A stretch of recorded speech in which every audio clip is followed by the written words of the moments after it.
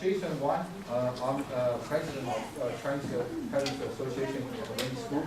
So today we're lucky to invite Coach Ray Chou to give our students a seminar on how to give speech and debate. And those kind of skills is really important for, especially for Chinese or Asian students, right? They are working so hard in academic area, but they're usually weak in the presentation, how to present your work, and how to persuade the customer or your boss to accept your proposal. So the session is not really open, right? Coach can give you a presentation, and later on, everybody are welcome to ask your question on how it works. And we welcome, we have accepted Winnie High School students. We have also students from all different schools. Welcome, welcome. Okay, so let's have the Coach Ray.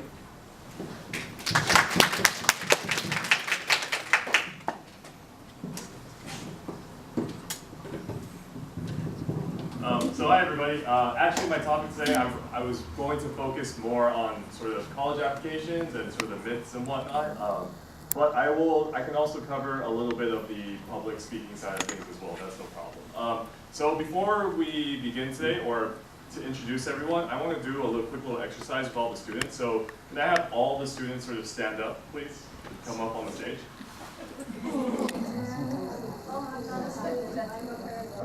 Oh yeah, you look very parental. All right. Cool.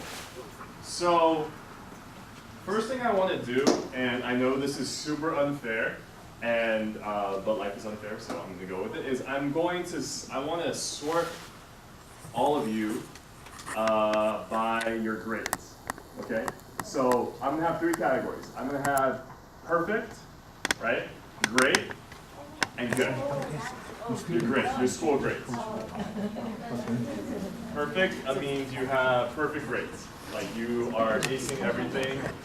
And I understand that there's a bunch of middle school kids, so your grades will probably skew towards the high sky side. All right, so if your grades are perfect, come over here to the right, far right.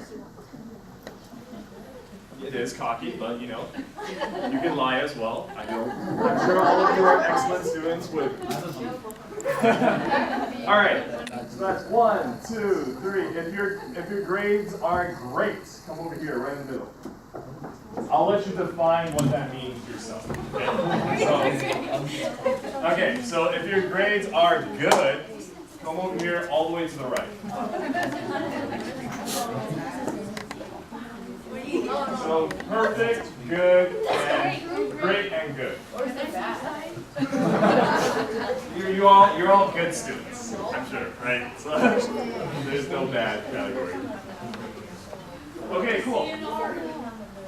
So we have, how many students we have? 1, 2, 3, 4 in the perfect, 3 in the great, and 1, 2, 3, 4, 5, 6, 7 in the good category. All right, very cool. So 7 plus 3, 10 plus 14 total. Okay, so perfect students. Let's see. All right, so perfect students. What activities are you into, perfect students? Let's start from Marla. What's your name? Pearl. Pearl. All right, Pearl. What drives you? What's your passion? What do you mean? Do you play an instrument, or do you? What do you spend a lot of time doing? Oh, I like painting. Paintings? Okay, cool. An artist. Very nice. Okay, cool. So Pearl is an artist, and Tennis and videography. tennis and videography. Very cool. What's your name? Matthew. Matthew. Good to meet you, Matthew. What's your name? Giamda. Jamna. Okay. And what are you into? Playing saxophone. Playing saxophone. Okay, instruments. And your name, sir? Jonathan. Robotics. Okay, cool. That's awesome. So that is a very, very diverse group. So here's what I'm going to do. I am the admissions counselor for Breakthrough University right now. And I have exactly, let's say I have 6 seats for my college admissions, right? And since all of you have perfect grades, and you all seem very interesting and have awesome activities, all 4 of you are accepted, right? So you 4 are in. Now, the question is, what are we going to do with the rest of you? Who gets in and who gets out, right? Okay, so we have an artist, an athlete, and your interest was, I'm sorry, saxophone, a musician, and a robotics. Okay, STEM. Okay. So that's 4 people with very, very varied backgrounds. I, as an admissions counselor, want to round out my class. I'm thinking, you know what? These 4 have really good backgrounds, but you know what I'm really missing? I'm missing someone who's passionate about the humanities. Do I have any historians or English or majors, writers here? That's 1. Okay. Do I have anybody from the good category as well? The great category, I'm sorry. Just the 1? All right, so tell me about yourself. What's your name? What are you interested in? Okay, cool. What's like your favorite book? Okay, cool. Good enough. Get on over to that section. All right. So that's 5. Now I have 1 more slot that I need to fill, right?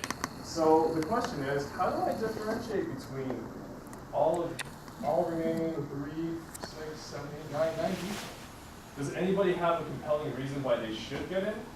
Like anybody want to just stand and be like, you should take me right now? Yes. I like hand spinners. You like hand spinners? Okay, very interesting. I don't know if that's compelling enough. Anybody else? I saw a hand back here. Maybe? Going once? I'm great. You're great? Define great. I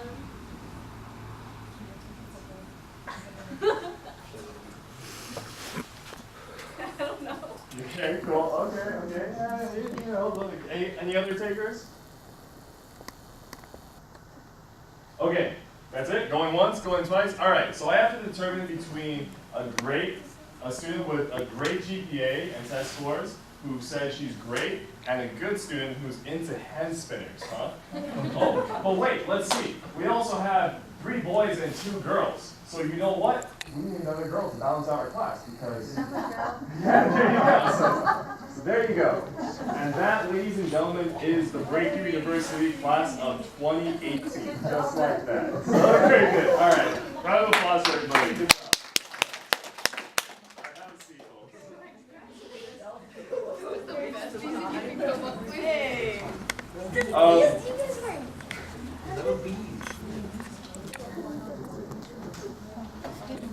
So the reason why I did that little exercise today was because I wanted to demonstrate to the students mostly, as well as the parents, how the actual college application process works. Can I get the slide, please?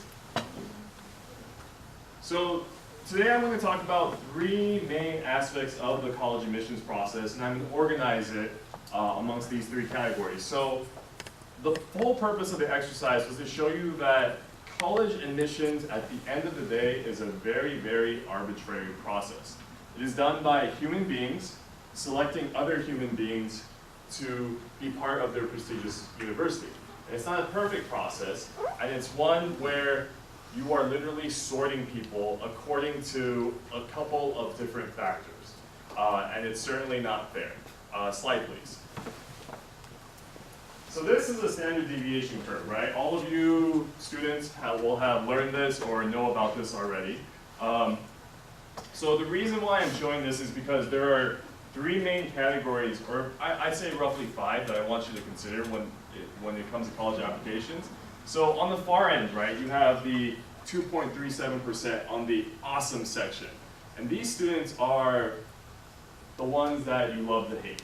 The ones that get really, really good grades all the time, are athletic, are involved with thousands of activities, and just manage to do everything and everything really, really well, right? And those people are sure bets when it comes to college admissions. Like, why wouldn't you want to take that person? They represent the best of us. And then on the other end, you have the no ways, right? You have the slackers, the people who ditch school to play video games all day, and you know, well, I see a couple of the guys going, yeah, that's me. I'm sure it's not you, but in between, you have this large section, right? And the question is, okay, how exactly do colleges decide who gets in and who gets out, right? Like, what are the factors that go into it? And I'm sure you parents and you students know a lot of this or have heard this before, but hopefully some of what I'm going to talk about is valuable to you and is new information to you. So slide, please. Okay, so this is my graph of like what colleges actually consider, right? So the first, the top right-hand side is academics. How do you stack up? Everyone knows that this is by far the most important thing.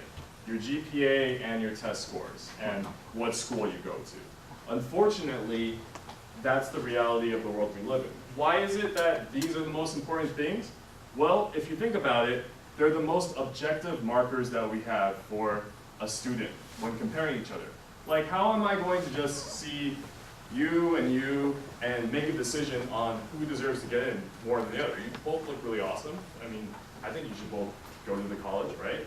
But your grades are something that we can actually directly compare you with. Same thing with your SAT scores. And also the quality of school that you go to, right? Like, maybe that high school is a little bit easier than that high school, so we weigh that one a little bit more. So those are the objective markers that colleges look at first and foremost. Beyond that, on this side is the interest. This tells me about what type of person you are. Are you into speech and debate? Are you into soccer? Are you someone who is involved in a lot of clubs? Are you passionate about the environment? What type of person are you? What are you interested in, basically? So your extracurriculars, your athletics, your clubs, jobs, hobbies, volunteer experience, all of that tells me a little bit more about who you are as a person. And then on the bottom right, we have leadership. How much do you take initiative? Okay, what clubs are you president of, secretary of? What clubs or organizations have you started? Have you maybe started an awesome business on the side using your programming skills? Are you maybe like a top-ranked pro gamer somehow, and nobody knows about it, right? Those are the things that kind of make the difference when comparing other students and left and right. And then on the bottom we have testimonial, as in, who are you really? Can you tell me in your own voice who you are as a person, right? Like what's your soul feel like? Is sort of the question that comes there. And there's only really a couple of things that give us that information, and that's the personal statement, the essay that everyone talks about, short answers, part of the application process, and teacher or counselor recommendations, right? Does anybody, I put the first two in purple. Does anybody know why? Students? Any guesses? What's different about those two things as opposed to the rest of the items on this board? Yes? Because that's like what you're saying by yourself. Exactly. Good man. So those two items are your only opportunity to say in your own words to the institution that you're applying to why you deserve to get in, right? The only things that you have are your personal statements and your short answers. And that's why those two things matter a lot and also matter very little, because they can be the difference maker if you connect with someone, right? If someone reads your personal statement and is like, wow, I am so moved by this experience. I need to show this to my other admissions officers. That can be the difference between you getting in or you not getting in. Can you get the next slide, please? Okay, so all of those things kind of combine and form a portrait of who you are as a person. It's an imperfect portrait, but it's all the admissions counselors have to go by. They're really just trying to figure out, okay, who is this person beyond the statistics, beyond the numbers? Like, I know their GPA, I know the SAT scores. In a lot of ways, that's the most important thing, but it's also the most boring thing. Because it's like, okay, so what? You know, like, yeah, of course we have to use it as a starting point, but really we're trying to let people in. We're trying to understand who these people are so that we can design what our community looks like, right? And you know, we want a community that is intelligent, diverse, that has many different facets of it, that can create discussion within itself, all of these different things. That's what's really important to us. Can I get the next slide, please? So that kind of brings me up to my next point, and that's diversity matters. And I have a picture of all agents, right? So diversity really matters when it comes to how colleges select their applications, but diversity doesn't necessarily mean race. When I say diversity, I mean diversity in the sense of, yes, we want someone who is academically smart, but we also want them to have a life, right? We want them to be a musician. We want them to be a band member.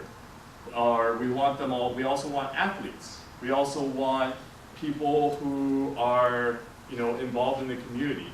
People who are passionate vegetarians and animal rights activists. People who are all of these different things. That's what we mean by diversity. Because if you think about it, right, why wouldn't a college or university want diversity? Okay, let me ask Pearl.